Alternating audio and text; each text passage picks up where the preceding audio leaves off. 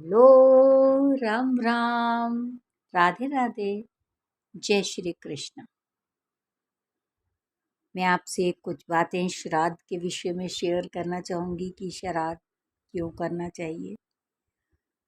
हिंदू धर्म में मान्यता है कि इन 16 दिनों में पितृ जो हैं वो धरती पे आते हैं और उनका हमें श्राद्ध करना चाहिए, उनका वेलकम करना चाहिए, उनका श्राद्ध करना चाहिए। किस पितृ का किस दिन श्राद्ध करना चाहिए और कैसे श्राद्ध करना चाहिए, ये अलग अलग मान्यताएं हैं। पूर्णिमा तिथि जो है उस दिन, जो भाद्रपद की जो पूर्णिमा आती है उस दिन श्राद्ध शुरू होते हैं और अश्विनी मास की अमावस्या को श्राद्ध खत्म होते हैं। पूर्णिमा तिथि को षोष्ठपदी पूर्णिमा कहा जाता है। पहला श्राद्ध किसी भी माह के शुक्ल पक्ष या कृष्ण पक्ष की प्रतिपदा की तिथि के दिन किसी के पितृपक्ष में इस तिथि का श्राद्ध किया जाता है। ननिहाल के परिवार में, हल्की ननिहाल के परिवार का श्राद्ध हम नहीं करते। अगर ननिहाल के परिवार में कोई नहीं है और नाना नानी का श्राद्ध करना है तो दोता कर सकता है, तो उनका श्राद्ध की तिथि ना ज्ञात होने पर प्रतिपदा वाले दिन उनका श्राद्ध किया जा सकता है। द्वितीय श्राद्ध जिनका किसी महीने की शुक्ल पक्ष या कृष्ण पक्ष की द्वितीय तिथि को जिनकी मृत्यु हो उनका श्राद्ध किया जाता है। तृतीया वाले दिन जिनका शुक्ल पक्ष या कृष्ण पक्ष की तृतीया वाले दिन जिनकी मृत्यु हो उनका श्राद्ध तृतीया वाले दिन किया जाता है। चतुर्थ श्राद्ध भी ऐसे ही किया जाता है। जिनकी चतुर्थी चाहे कृष्ण पक्ष चाहे शुक्ल पक्ष में मृत्यु हो उनका श्राद्ध किया जाता है। पांचवा श्राद्ध भी ऐसे ही किया जाता है। यह दिन कुंवारे पितरों को श्राद्ध को समर्पित होता है। कई पितर ऐसे होते हैं जो बिना शादी के जिनकी मृत्यु हो जाती है तो उनका श्राद्ध पांचवें श्राद्ध वाले दिन किया जा सकता है। किसी भी षष्ठी माह को जिसकी शुक्ल पक्ष या कृष्ण पक्ष में डेथ हुई हो तो उस दिन उसका श्राद्ध किया जाता है। पांचवें वाले दिन आप अनमैरिड पितरों का श्राद्ध कर सकते हैं। ये छठी का बताया।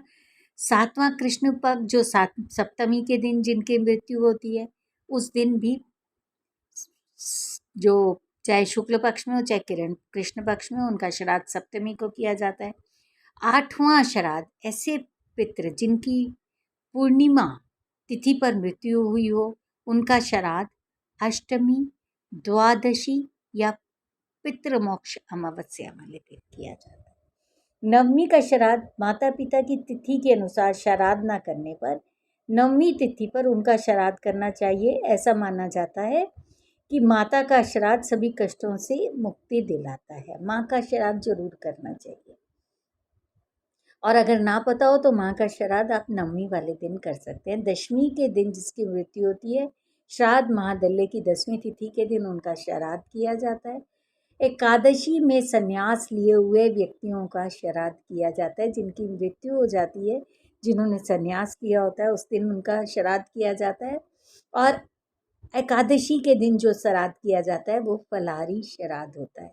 उस दिन फल और कुट्टू के आटे का सामान देना चाहिए।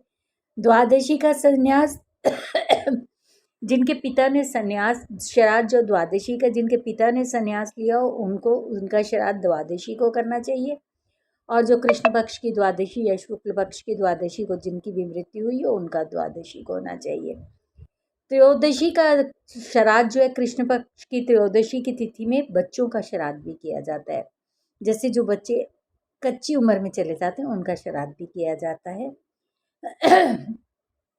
और चतुर्दशी का जो श्राद्ध होता है जिनकी अकाल मृत्यु होती है, जो एक्सीडेंटल शस्त्रों के घायल हो जाने से, विषपान करने से, दुर्घटना से, जल में डूबने से उनका श्राद्ध चतुर्दशी को करना चाहिए। मतलब 14वां श्राद्ध उनका होता है।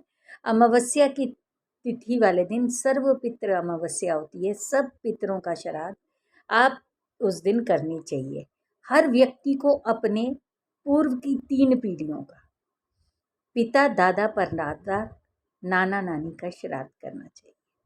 जो लोग पितरों की पूर्वजों की संपत्ति का उपयोग करते हैं उनका श्राद्ध नहीं करते, ऐसे लोग पितरों द्वारा शापित होते हैं। यदि किसी माता पिता के अनेक पुत्र हों तो संयुक्त रूप से रहते हो तो सबसे बड़े पुत्र का अधिकार है वो पितृकर्म करना चाहिए। पितृपक्ष में दोपहर 12:30 से 1 बजे के बीच में श्राद्ध करना चाहिए। ये सिर्फ मैं पढ़ा हुआ बता रही हूँ आपको, ये मेरा पढ़ा हुआ ज्ञान है। मेरे को खुद को इस बारे में पूरा ज्ञान नहीं है, लेकिन मैंने जहाँ पढ़ा मेरे को अच्छा लगा कि मैं श्राद्ध के विषय में आपसे शेयर करूँ। Thank you so much. Radhe Radhe.